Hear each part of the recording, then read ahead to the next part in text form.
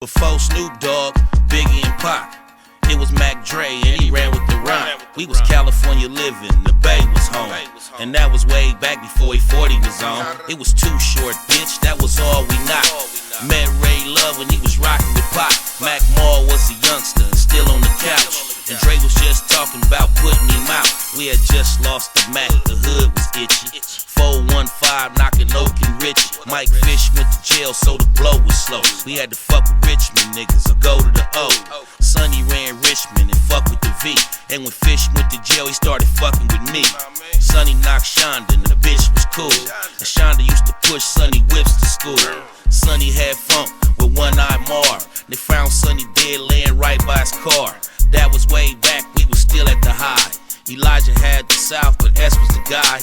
The East and the West had to get it from S. The North was all mine, he would enter the crest. See, Brill and Baby Narc, they wanted S dead. And me and Narc fought cause they was on S head. But that was crest shit, so we let that slide. And we had other shit to think about, the Mac just died. Life is too short, the game is thick. Mr. Flamboyant, then came the click.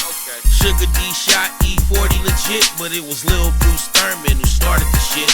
Bruce was a hitter, I would have to say. First he hit the Mac, then he hit Mac Dre. Dre went posto and came with a slapper.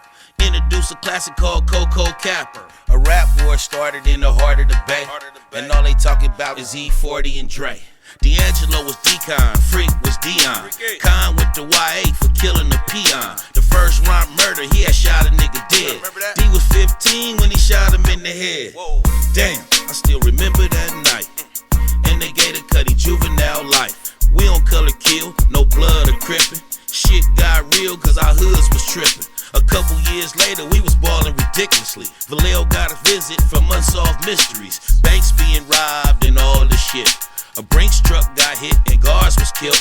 Vallejo was on fire, the head of the news. And whoever was behind it, they was scared of them dudes. Gabby was the first to get caught on the lick. He had a high-speed chase and shot it out on the bridge. Word on the streets, it's them romper room kids. Khalid caught a case and got 33 years. That's the first lead, it was out of the blue. And when Cabby went to jail, they got right on my crew. They started rassing us while we was running the streets. So Dre made a song called Punk Police. He hit Detective Nickelman and Officer Ritz. They sent Corey Dunn on some officer shit. Corey was a car thief who stole my whips. I used to use Corey cars in all my licks. See, Corey caught a case not pertaining to me. Corey couldn't do his time, instead he gave me. I had planned to lick down in Fresno City. I needed G-Ride, so I took him with me. It was me, Mac, Dre, Kilo, and Corey. But Dre was never supposed to be part of the story.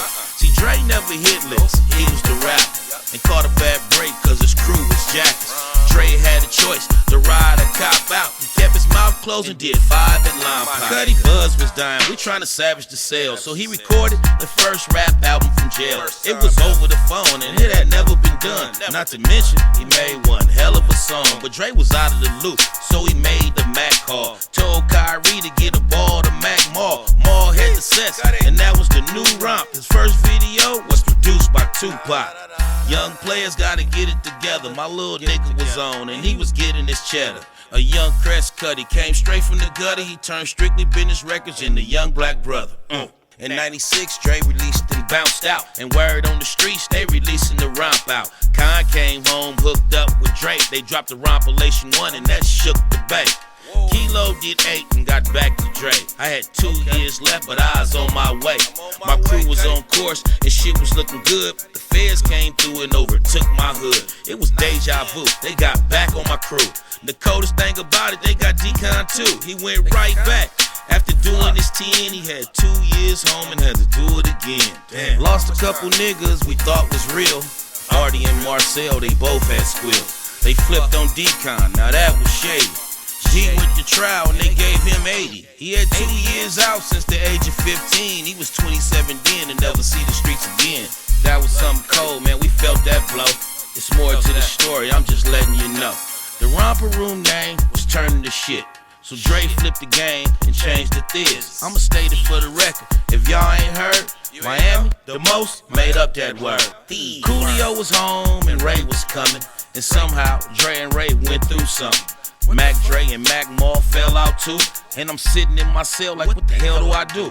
My hood splitting up, boss is gone, but I'ma make shit right again once I'm home. I threw a boat cruise, made my dudes a 10, and by the time the boat docked, we was a crew again. But we was missing some people, Ronnie Wags and Jay Smith. Don coming home, but Khalid won't make it. The birth of the nation, and Dre was the start. And I'm waiting patient and playing my part. The Cuddy on his shit, and they liking the style. Plus he rocking shows, and I'm hyping his crowd. And he knocking hoes, and I'm watching them get him. And before you know, I was knocking them with him. Played the game like a crew, that's what we do. The Cuddy bought a range, and I bought one too. Dre was back on, and I was rocking the rear. 2003, and that was the year. It is what it is, we was coming to fuck up. Back then, we used to fuck with Yuck Tough. Back then, we used to fuck with Bart. But Bart was a rat, so we cut him short.